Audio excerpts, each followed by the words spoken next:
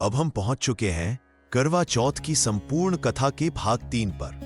पहले भाग में आपने वीरवती की कथा सुनी, दूसरे भाग में सती करवा की अद्भुत भक्ति और साहस का परिचय मिला, और अब इस तीसरे और अंतिम भाग में हम समझेंगे करवा चौथ व्रत के पीछे छिपे आध्यात्मिक, वैज्ञानिक और जीवन दर्शन के रहस्य। मित्रों, कहानी तो हमने सुन ली वीरवती और सती करवा की, जिन्होंने प्रेम, व्रत और सतीत्व से मृत्यु को भी परास्त किया।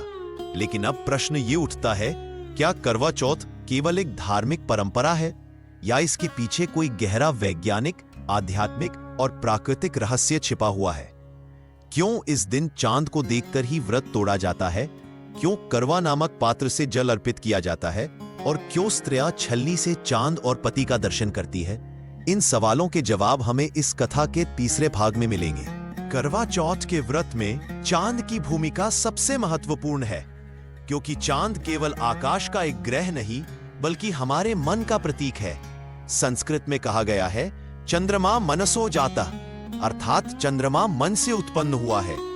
जैसे चांद सदा शांत, उज्जवल और कोमल होता है, वैसे ही मन भी निर्मल और शांत हो तो जीवन सुंदर बनता है। स्त्रियां जब चांद को अर्घ्य देती हैं, तो वे केवल उस ग्रह को नहीं बल्कि अपने मन को भी शुद्ध करती हैं।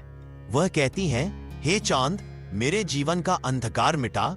जैसे तू अमावस्या के बाद फिर पूर्णिमा में खिलता है, वैसे ही मेरा परिवार सदा सुख और प्रेम से भरा रहे। इसलिए करवा चौथ का चांद प्रेम का प्रतीक है, जो दूरी में रहकर भी अपनी रोशनी से हर हृदय को जोड़ देता है। अब अगर हम इसे वैज्ञानिक दृष्टि से देखें, तो करवा चौथ का उपवास शरीर के लिए भी अत्यंत लाभदायक है। यह व्रत कार्तिक मास के समय आता है, जब मौसम बदल रहा होता है और शरीर में नमी तथा संक्रमण का प्रभाव बढ़ जाता है।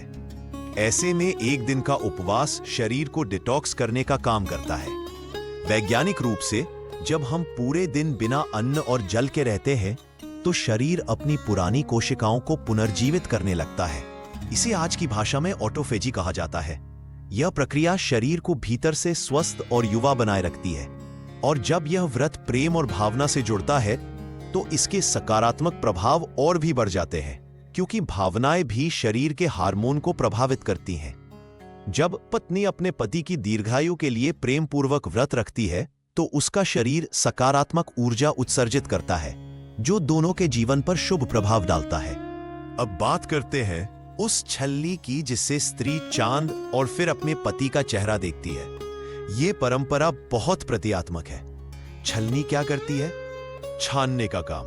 वो हमें यह सिखाती है कि जीवन में हर बात, हर परिस्थिति को वैसे ही न देखो, उसे अपनी विवेक की छलनी से छानो। जब पत्नी छलनी से पहले चांद को देखती है, तो वो ये संदेश देती है, हे चांद, जैसे मैंने तुम्हें छलनी से छाना, वैसे ही मैं अपने जीवन में हर दुख सुख को विवेक से छानकर स्वीकार करूंगी। और जब वह छलनी हटाकर पति का चेहरा देखती है, तो वह कहती है, अब मैं तुम्हें केवल आंखों से नहीं, अपने मन की पवित्र दृष्टि से देख रही हूं। यह केवल दर्शन नहीं, बल्कि संबंध की आत्मिक स्वीकृति है। करवा शब्द स्वयं इस व्रत की आत्मा है।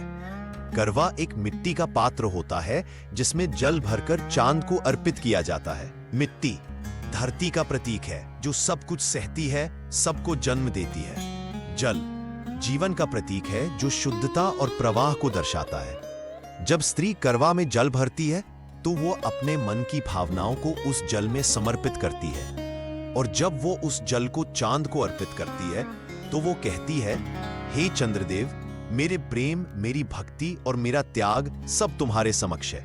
कृपा करके इसे शुद्ध करो और मेरे पति की आयु में वृद्धि करो। यही कारण है कि इस व्रत का नाम करवा चौथ पड़ा।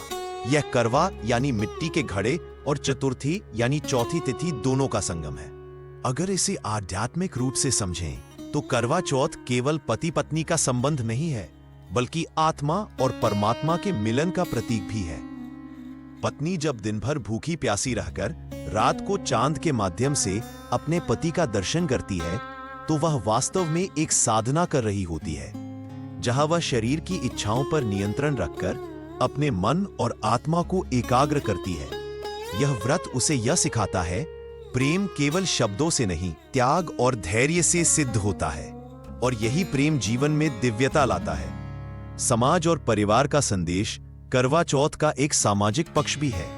इस दिन पूरे समाज की स्त्रियां एक साथ व्रत रखती है, एक दूसरे की सहायता करती है, गीत गाती है और पूजा करती है। यह परंपरा नारी एकता, सहयोग और आपसी प्रेम का प्रतीक है। जब एक स्त्री किसी दूसरी स्त्री का करवा थामती है तो वह केवल रस्म नहीं निभा रही, बल्कि यह कह रही है, हम सब एक दूसरे की शक्ति है, कोई अकेली नहीं है। यही कारण है कि करवा चौथ केवल दाम्पत्य प्रेम का उत्सव नहीं, बल्कि नारीत्व का महापर्व है। जब सूर्य अस्त होता है और रात धीरे धीरे उतरती है, तब सब स्त्रियां बालकनी या छत पर एक साथ चांद का इंतजार करती हैं। हर चेहरा चांदनी में नहा जाता है, कहीं लाल साड़ी, कहीं सिंदूर, कहीं दीपक की लौ। वो क्षण केवल एक दृश्य नहीं, एक भावनात्मक ऊर्जा है। जब चांद निकलता है तो वह जैसे हर स्त्री के हृदय से कहता है, देखो, तुम्हारा प्रेम इतना पवित्र है कि मैं भी तुम्हारे लिए उगा हूं। फिर छलनी के पीछे से चांद को देखकर वह जल अर्पण करती है और पति का चेहरा देखती है। उस पल उसकी आंखों में प्रेम, श्रद्धा और आशीर्वाद सब कुछ एक साथ झलकता है। करवा चौथ हमें यह सिखाता है कि व्रत केवल भूखे रहने का नाम नहीं, बल्कि संयम, प्रेम और समर्पण का अभ्यास है। यह हमें याद दिलाता है कि जब हम किसी के लिए अपने सुखों का त्याग करते हैं, तभी हमें जीवन का असली सुख मिलता है। और जब नारी ऐसा करती है, उसका प्रेम केवल एक रिश्ते तक सीमित नहीं रहता, वह समाज और संसार के लिए प्रेरणा बन जाता है।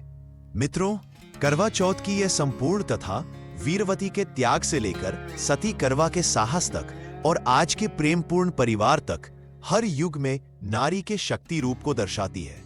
यह व्रत हमें यह सिखाता है कि जहां विश्वास हो, वहां ईश्वर स्वयं उतर आते हैं। और जब एक नारी अपने प्रेम में अड़िग रहती है, तो समय, भाग्य, यहां तक कि मृत्यु भी उसके आगे झुक जाती है। तो मित्रों, जब अगली बार आप करवा चौथ का व्रत देखें, तो यह याद रखिए, वो केवल एक रस्म नहीं, बल्कि एक साधना है, एक भावना है, एक प्रेम का उत्सव है जो चांद से भी उज्जवल है। जहां प्रेम सच्चा हो, वहां परमात्मा स्वयं उपस्थित होता है। मैं जन्मेजय तिवारी लेकर आया हूं शिक्षा और कहानियां से जुड़ी एक और प्रेरक कथा। अगर आपको यह कहानी पसंद आई तो शेयर जरूर करें।